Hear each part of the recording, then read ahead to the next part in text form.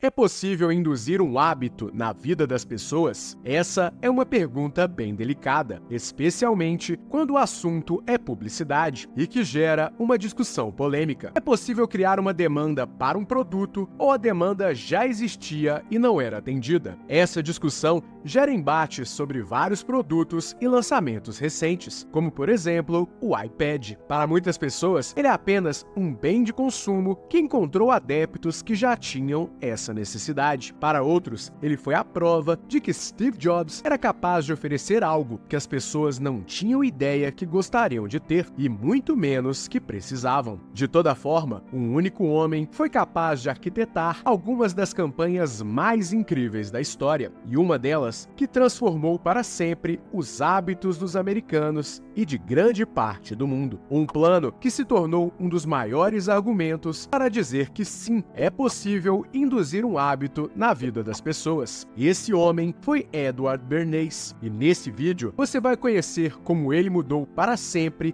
a vida de milhões de pessoas. E no final, você vai poder responder se foi propaganda ou manipulação. Café da manhã, para muitos, a refeição mais importante do dia. Aquela em que se deve comer como um rei, para depois almoçar como um nobre e jantar como um pobre. Essa é a filosofia comum e que é endossada por profissionais da área da saúde e também pela indústria alimentícia. O problema é que nem sempre foi assim, e até mesmo o café da manhã mais famoso do mundo, o menu americano clássico com ovos e bacon, não era algo comum e é fruto de uma ideia. Isso mesmo, até meados dos anos 1920, a ideia de um super café da manhã com ovos e bacon era uma loucura, e o café da manhã do povo americano era bem diferente, e geralmente uma refeição leve, sem muita gordura ou carboidrato. E foi aí que entrou a astúcia de Edward Bernays. Nascido na Áustria em 1891, Bernays, na juventude, se mudou para os Estados Unidos, onde começou a trabalhar como jornalista e publicitário. Em seus primeiros anos na terra do tio Sam, ele inclusive ajudou a propagar a figura que chamava os jovens a se alistarem no exército americano. Só que o seu grande feito viria para tentar solucionar um problema que era enfrentado pela indústria americana de carne suína, mais precisamente pela Associação Americana de Produtores de Bacon. Na ocasião, eles precisavam aumentar o consumo do produto nos lares americanos para manterem a indústria viva, mas enfrentavam dificuldades para conquistarem os lares americanos, especialmente porque havia um grande preconceito com o produto. Isso mesmo, o americano tinha preconceito com o bacon. Foi assim que o trabalho de Bernays entrou em cena. Para alavancar o consumo, ele precisava não só desmistificar o bacon, mas também o incluir em alguma refeição da rotina do americano. Só que não bastava simplesmente vender o produto por ser gostoso ou por combinar com quase qualquer coisa. Ele precisava de algo mais. Foi assim que ele começou a desenvolver o que é considerado um trabalho pioneiro de relações públicas de um negócio, o que faz com que ele seja conhecido como o pai das relações públicas. A refeição escolhida foi o café da manhã, a refeição em que o consumo de bacon nos Estados Unidos era quase nulo. Acredite, para convencer os americanos de que o bacon poderia ser consumido logo de manhã como um item de desjejum perfeito, não foi apenas um trabalho de propaganda. Isso porque, pela propaganda em si, bastava anunciar o produto como delicioso ou mais energético. Mas não foi isso que ele fez. Ele precisava de um endosso, uma prova social inequívoca e estar respaldado por uma autoridade. Afinal de contas, como convencer alguém de que um alimento pode e deve ser consumido? Como provar para alguém que é importante se alimentar com muitas calorias durante as primeiras horas do dia? Foi assim que ele criou um plano para juntar autoridade e notoriedade. Disposto a provar que o bacon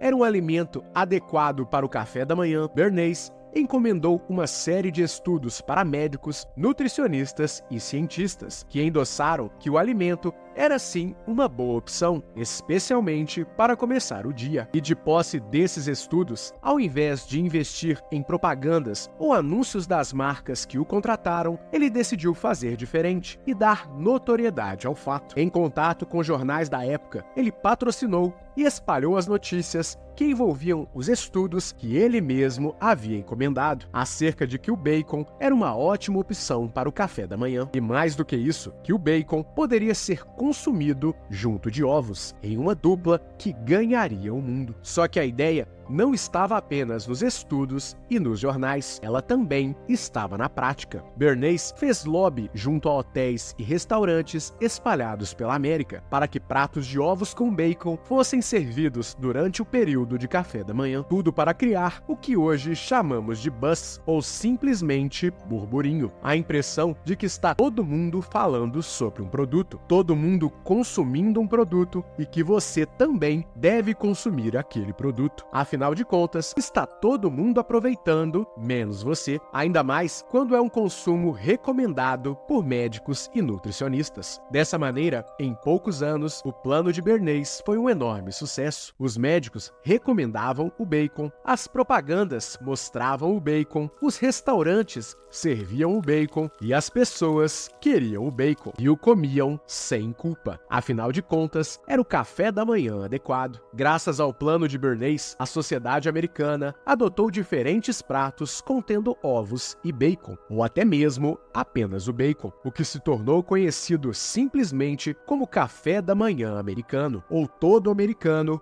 como eles gostam de falar, e que, na verdade, foi uma criação de um austríaco. Com a ideia implementada, as vendas de bacon tiveram um enorme salto nos Estados Unidos, representando o que é hoje um dos maiores mercados locais. E o café da manhã se tornou um sinônimo de refeição robusta, não só na América, mas também em várias partes do mundo. Tudo a partir de um plano ousado de criar um hábito para seus consumidores. A estratégia, até hoje, é motivo de conspirações. Seria um caso de manipulação? Ainda assim, estudos recentes endossam o fato propagado pelo plano de Bernays, mesmo aqueles que estão fora dos Estados Unidos e que não têm relação com nenhum tipo de comércio. E se você acha que a estratégia foi mera coincidência, Bernays aplicou ela outras vezes, inclusive na indústria alimentar. Uma das mais famosas foi com a banana. Isso mesmo, aquela que talvez é a mais popular das frutas, era um produto que vencia e apodrecia nas prateleiras americanas. E os produtores se preocupavam muito ao ponto de contratarem o propagandista para ajudá-los. Foi assim que no final dos anos 30, Edward Bernays fez um trabalho parecido com o que fez com o bacon, ao associar o consumo de bananas como um alimento saudável e adequado para lanches e para o café da manhã, também endossado por especialistas. Ou seja, mais uma vez, o propagandista e o café da manhã. Além disso, ele criou uma pesquisa em que era demonstrado que os americanos subestimavam a importância de um café da manhã saudável, com a presença de frutas, o que demonstrava que existia na sociedade americana um problema que ela não conhecia e que era simples e fácil de ser resolvido, com uma fruta extremamente barata e fácil de se encontrar, a banana. Dessa forma, mais uma vez, o austríaco conseguiu propagar a ideia de que o café da manhã era uma refeição essencial, que precisava de alimentos vigorosos, como o bacon e depois a banana. Ideias que se transformaram em hábitos e que até hoje são elementos de discussões entre médicos, cientistas e nutricionistas. Discussões à parte, Bernays mostrou que é possível induzir um hábito em seus clientes e que até mesmo algumas coisas que você consome hoje podem ser fruto da imaginação de algum propagandista, o que cria mais uma discussão. Afinal de contas, isso é propaganda ou manipulação? Compartilhe com a gente a sua opinião.